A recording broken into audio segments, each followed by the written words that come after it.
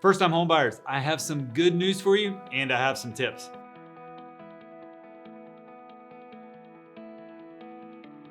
So over the last couple months, the market has gotten less competitive, which if you were trying to buy a house, especially your first house, earlier this year, man, it was not easy because there was just so much competition.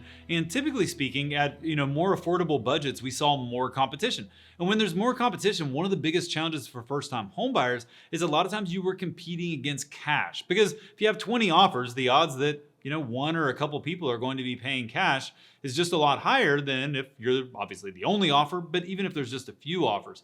And while cash actually doesn't spend any better than a loan, the seller actually gets the same amount no matter which way. There is a perception from sellers that cash is king, and that's made it hard, especially if you're using a product where you're doing a FHA loan, a VA loan, 97% financing, 100% financing. That's been hard, but guess what? Competition has decreased over the last couple months and the number of houses for sale has increased. So you have better selection than you've had in a while.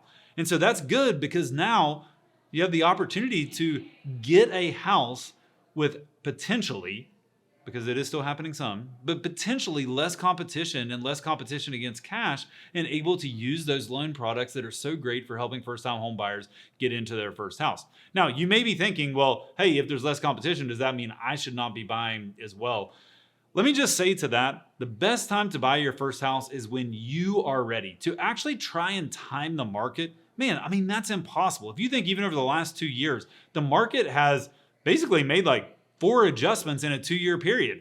So it's really hard to predict the market, but what you can know is what is happening in the market right now and what is your situation. Do you have a need for a house and can you afford to buy it? And if you do, history shows that that's almost always a good decision. So a little tip for you as you think about, hey, maybe you're looking at your budget, you're looking at what you want and you're like, I don't know if I can get exactly what I want. The first thing I would say, man, get with a professional. I mean, more than ever right now, because the market is moving, the market is changing. There are a lot of different products out there that you could use to help you buy your first house from a financing standpoint. And you need someone to guide you through it because they do it all the time and you're doing it for the first time. Secondly, I mean, from a location standpoint, remember, this is your first house. It's not called final time house buyer. I just made that up off the top of my head. It's first time house buyer. And so, first time home buyer. So this doesn't have to be your forever house. And to start to build wealth in real estate, you have to own something.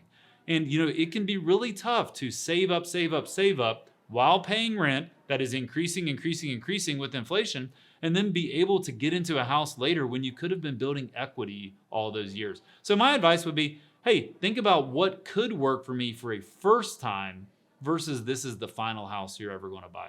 So first-time home buyers, reach out if you have any questions. We'd love to help you evaluate, is now the right time for you? Everybody, thanks for watching this week. We will see you guys again next week.